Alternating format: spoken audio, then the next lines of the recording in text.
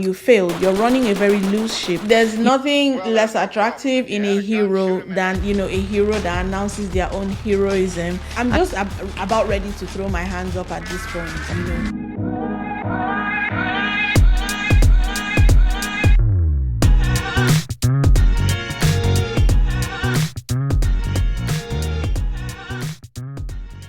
Today we're reviewing Criminal, an action crime thriller. I assume, I didn't confirm, I don't know, currently in the cinemas. Welcome to this channel, guys. My name is Pearl, and here on this channel we review, discuss, analyze African cinema with focus on Nollywood. Criminal is written by Niyi, Akinmolayan, and directed by Dolapo, Adigun, and congratulations Dolapo, this is her directorial debut. Criminal is produced by Anthill Studios, and on their slate of upcoming movies this same month of June, I think, are Muri and Co. and Finding Me, so keep an eye out for those. Let's get straight to the synopsis of this movie. Synopsis says, Criminal follows a day in the lives of an ex-felon and his gang who hold hostage a doctor and her team in a bid to treat the fatal gunshot wound of his dying brother. Minutes turn into hours as Dr. Amara must race against time to turn around the escalating situation, or everyone dies. Guys, I invite you to take a moment to please like this video, and if you're not subscribed to this channel, please consider subscribing. I want to say thank you to all of my subscribers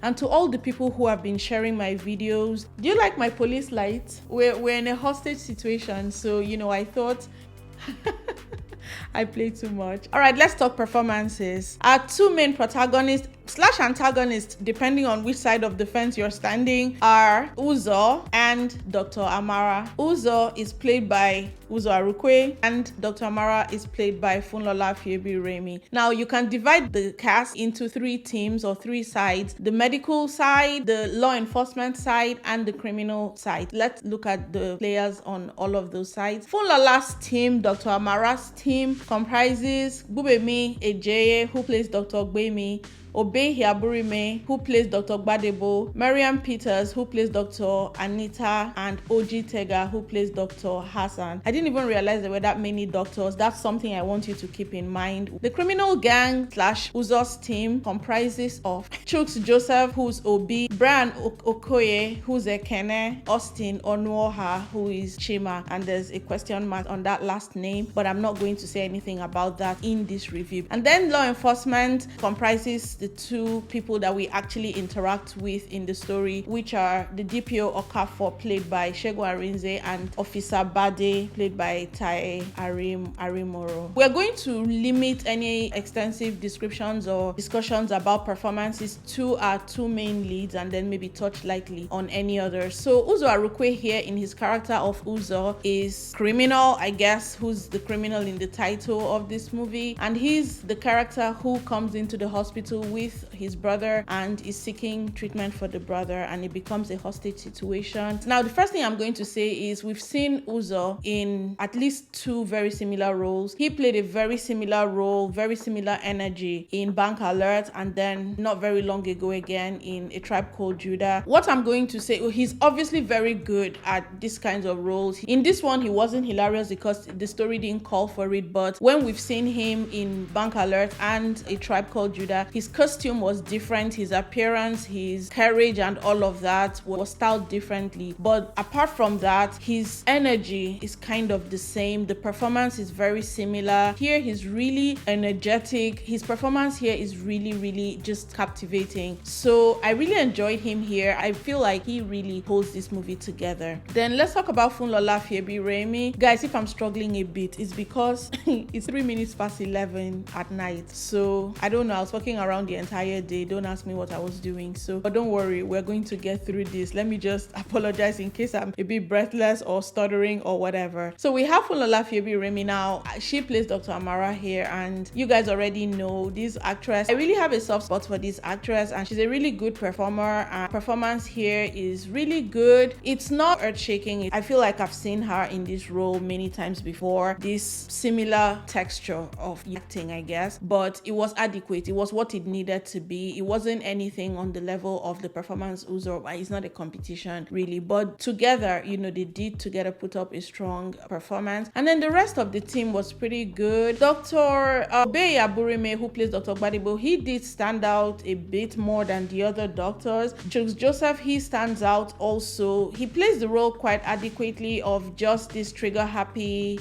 not clear-thinking criminal, you could say. And his companion, Bryan Okoye, who plays Ekene, is the calm, collected, whatever criminal, if you can have those descriptions for a criminal. Segun Arinze is only in 2 scenes here, so I'm not even going to talk about him, except to say that he also has been playing police officers. He was a police officer in Merry Men 3. He was a police officer again in Afamefuna, and then here he is again. Like, if they give him another police officer script, he has gone from Black Arrow, so I don't know if he feels like he's supposed to be on some kind of redemption arc. We forgive you, sir. We don't hold Black Arrow against you. In fact, we loved Black Arrow back in the day. So please don't do police officer role again. You know that he can put up a really strong performance if he's given material that challenges him. He did well here. No better or worse than expected, honestly. The role was what it was and the performance was what it was. And like I said, everyone else was just okay. Even, and I think specifically I should comment, I don't want to say waka pass, background characters. I think a lot of them also deserved praise because they did not stick out. It's something to comment on because sometimes background characters really do stick out, like as though they're not being directed at all. I've already said that this is spoiler-free review, but let me just reiterate that I'm going to do my best to keep this as spoiler-free as possible. All right, let's get straight to what works in this movie. I've already talked about the performances, so I'm just going to say, good cast and performances. Everyone did really well. Some exceptional, specifically Uzor Arukwe, but in general, the performances were quite good and quite strong. Production designing, especially the makeup for the surgical procedure, that was really good and believable. So Hill Studios, they're really establishing themselves as the go-to for certain technical aspects of filmmaking. Kudos to them on that. The sets are also standard, so that's another thing that they're bragging about, which is set building. So I think they're earning their bragging rights step by step, movie by movie. So I'm just going to say in general that the technical aspects are quite good here. The sound design is decent. I found the score to be a bit jarring at times, but I've just got to say that in general, it doesn't ruin the experience. The lighting and color grading are also good, especially the whiteness, in the hospital, which is the primary set of this movie. That white lighting does create the proper mood, for the cold clinical sterility of a hospital environment. So speaking of environment, this movie is shot in a unique environment, at least unique to Nollywood, which is a hospital, filmed predominantly in a hospital. So I'm sure I can tell that they, built this set, and again, they're showing off, but good for them. This was well done. Nothing exceptional, but we take what we can in this industry with our limitations, and also I thought that was quite good, the set here, especially that environment of the hospital. Let's talk about the writing now. This movie offers a unique premise, which is a doctor forced to save the life of a criminal, and even more interestingly, at the cost of an innocent mother and child. So I'm just going to say straight up that I like the simplicity of the plot as well as the smattering of reveals, especially in the third act, because although the story is mostly told in a linear fashion, when we are thrown back into these reveals, they provide important context and offer a few surprises, which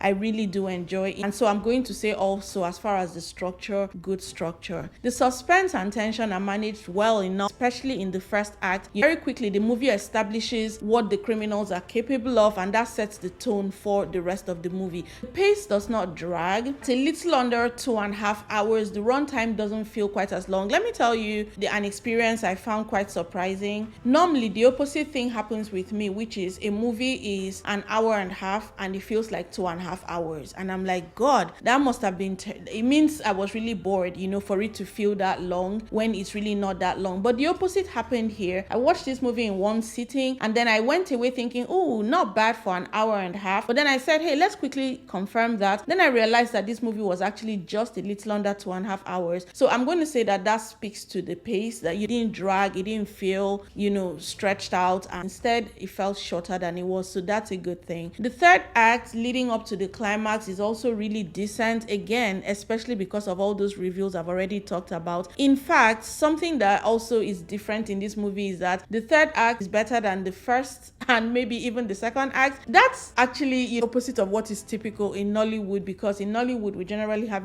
what we now call the third act problem. So all in all, I'm just going to say that I did enjoy watching this movie under certain conditions and in a certain frame of mind. That's the caveat I'm going to put here. Reminder to like this video if you haven't, and also to hit that subscribe button if you haven't subscribed to this channel. Thank you. Let's get to, guys, what does not work. It's all in the writing, because the technical aspects, like I've said, there's nothing that sticks out as offensive. There might also not be things that stick out as particularly amazing. I didn't pick up any shots that I'm like, oh, this shot is incredible or this or that.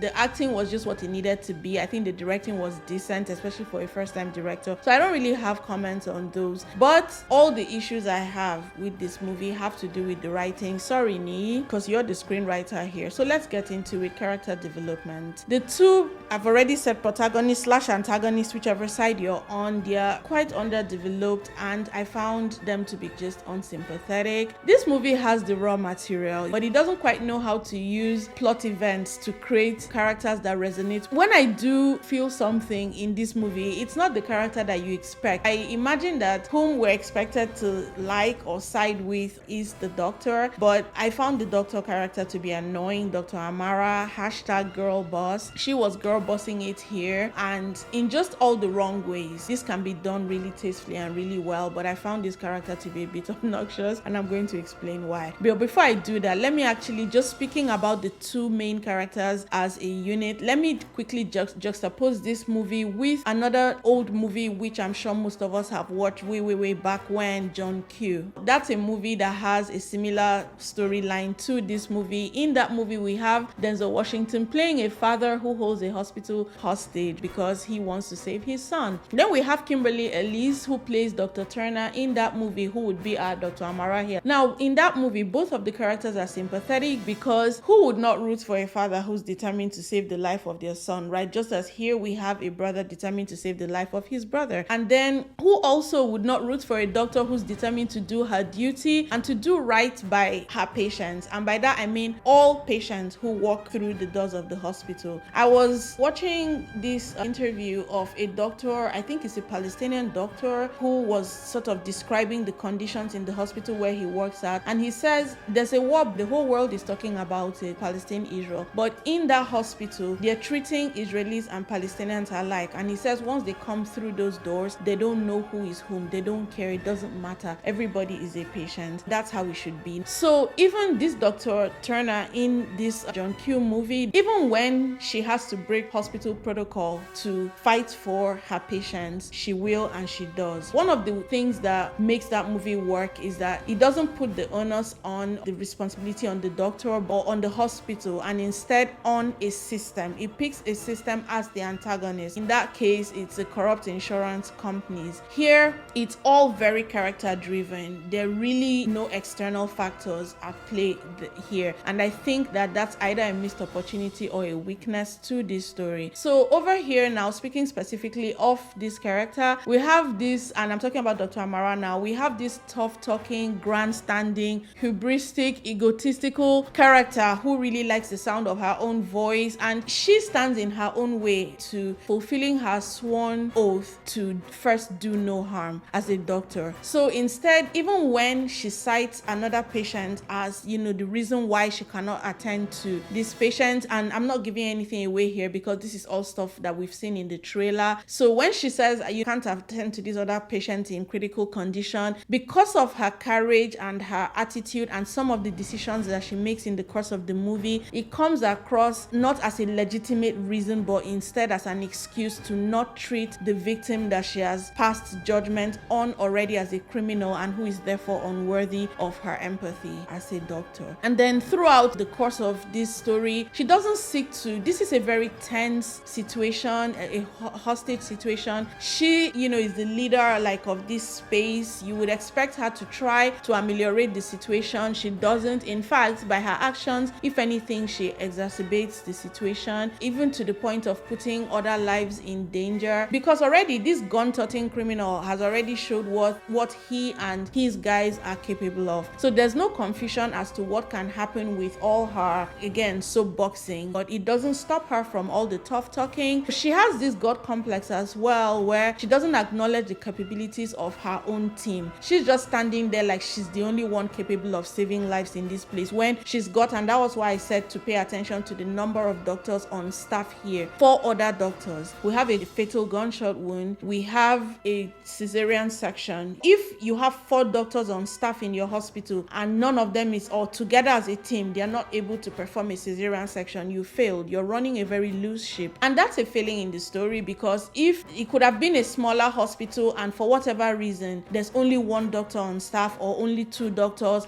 or just create a scenario where it makes sense why it has to be a choice between one or the other. But in this situation, it doesn't feel like it's a choice. It just feels like it's a character just making an antagonistic decision for no reason at all. And I'm for the sanctity of human life, and a doctor who isn't is not a character that I can side with, unless the movie is able to take us to where we see her side, probably because of some history or trauma or backstory or something that makes us understand a position she would take in this scenario. And by the way, this is where the movie misses a huge opportunity to not only create more sympathy for this character by giving her a legitimate reason for her position, but also to plug this movie into a crucial topic of national discussion, which is the Compulsory Treatment and Care of Gunshot Victims Act that was passed into law in 2017. This law was actually passed to help tackle this issue of deaths caused by the non-treatment of victims of gunshot wounds by medical professionals. We all know this whole story of how if you go to a Nigerian hospital with gunshot wounds, they tell you we can't treat you without a police report. And even till today, majority of people don't know about this law. They really do believe that you are within your right to not, like, just, it's a thing. So I think that this movie could have used this opportunity to shed light on this topic, where this could have probably been this doctor's position, probably as a result of ignorance, probably just to showcase the lacuna in law, or even just the lack of enforcement of law in Nigeria, because sometimes you're within the law to do something, but you know that because of the ignorance of law enforcement agencies, you still could get in trouble. So then the conflict for this doctor could have legitimately been her license, the survival of her hospital versus saving this man's life. And that's a choice I could really have gotten behind. But whatever choice this movie made as a conflict it didn't hold up. And then again, also, when, she has an opportunity, again, through the course of this whole experience, she has an opportunity to save the life of a patient, she actually makes a very cold-blooded decision not to. Not very doctorly of her. The reveal in the final scene of this movie, just tied to what I just said here, just left me like completely disgusted with this character. So again, maybe I have different expectations of a doctor, and like I've already said, while it's possible for characters to make certain disagreeable or distasteful choices, the story has to justify them. What if her spouse or brother or somebody was killed by criminals, and then here's this gang in her hospital with guns and everything, and she's like, not on your life. But just, we don't know this character, and that brings me to the next thing, which is that this character is so flat. There's no room for understanding them because there's no knowing them. We don't know her. The only thing we know of her is, she's got a husband somewhere that she kind of doesn't talk about very flatteringly, as we hear her towards the end, and a daughter, and I might touch on that a bit later. So at the end, when she's receiving applause, it turns out they've been applauding her every day for like an entire week. I'm sorry, it frankly annoyed me, because if you ask me, I think it's her team who should have been receiving the applause. Left to her alone, she would have probably sacrificed everyone there that day, at the altar of her ego and her bias. A final thing I'm going to say about this character is that there's nothing less attractive in a hero than, a hero that announces their own heroism. And there's a line of dialogue again towards the end when she's talking to her daughter, and also announcing your heroism while, like, in the context of putting your spouse down, her husband down, and to her daughter. So I don't know what is there to like about this. I cared nothing about this character. So if they set out to make this character unlikable, I'm going to say that they really succeed. And then we have the criminal, Uzor Arukwe, who is Uzor here. And he's a significantly more complex character, at least in comparison with Dr. Amara. He has greater potential to be sympathetic, again, because his character has a bit more written into it. But unfortunately, he is made to commit some unconscionable atrocities to where it becomes impossible to side with him, which is fine. I never have any argument with whatever the plot does if it's able to adequately justify why, except that in this case it doesn't really, and if anything it makes for a far less complex plot. A more complex plot is a character that you struggle because you probably shouldn't sympathize with them, but you do.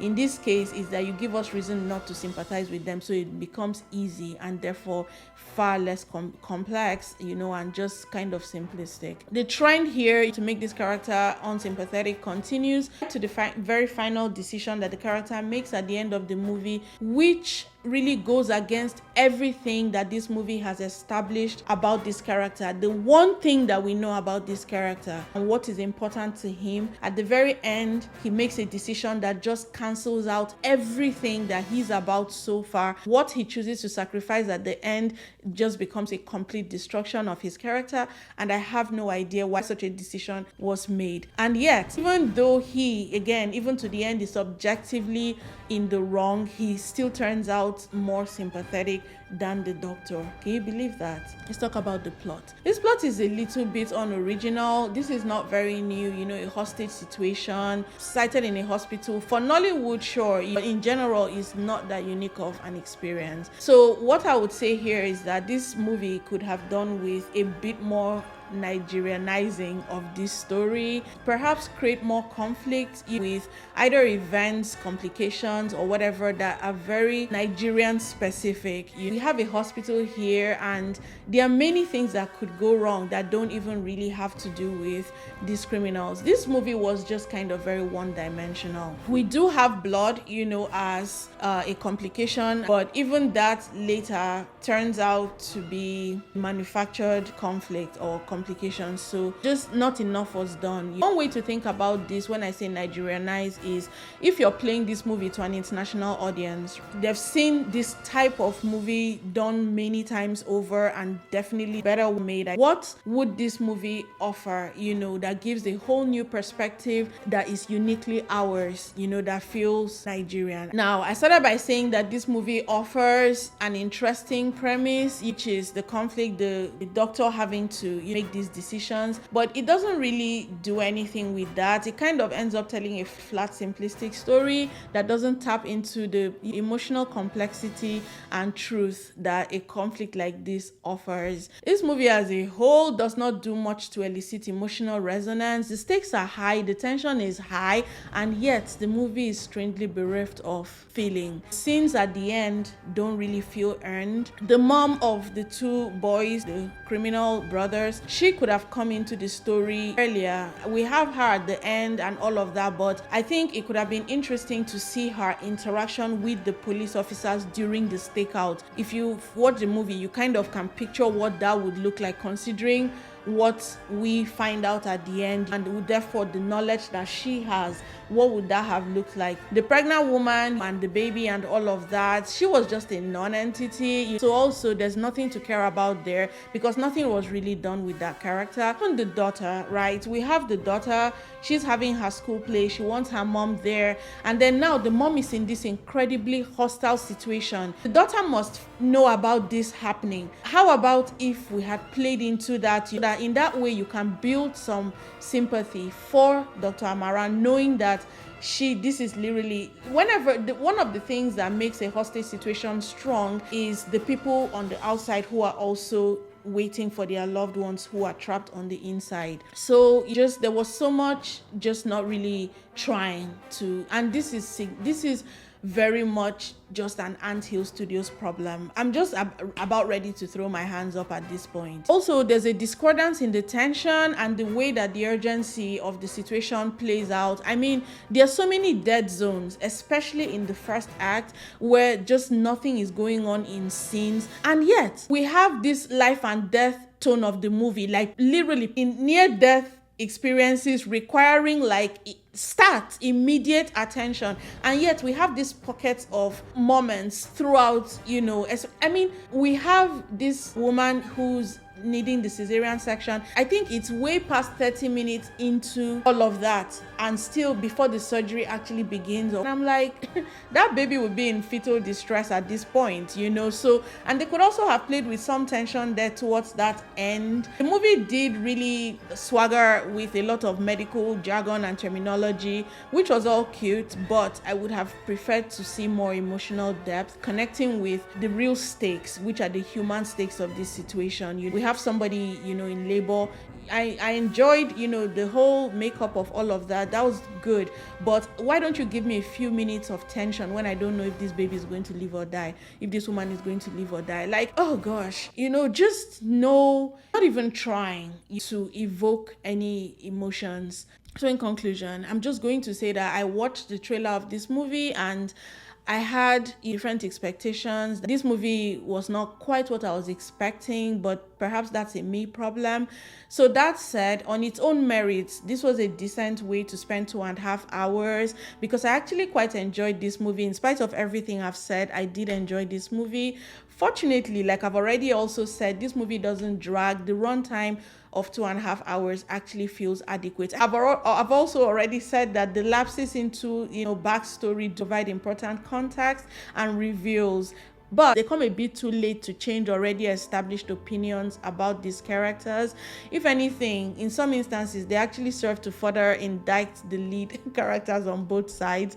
I think all in all, Anthill Studios continues to prioritize everything technical, special effects, costume, makeup, set building, and all of that over emotional, enjoyable storytelling.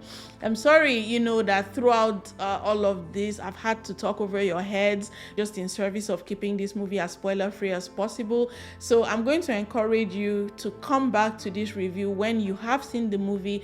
Go see this movie. It is worth your time. If I could, I would absolutely go see it in the cinema. So go see this movie, and then when you watch this review again, it will make complete sense. All of the things that I'm saying now that sound very vague. All right, guys, thank you. And again, congratulations to Dolapo.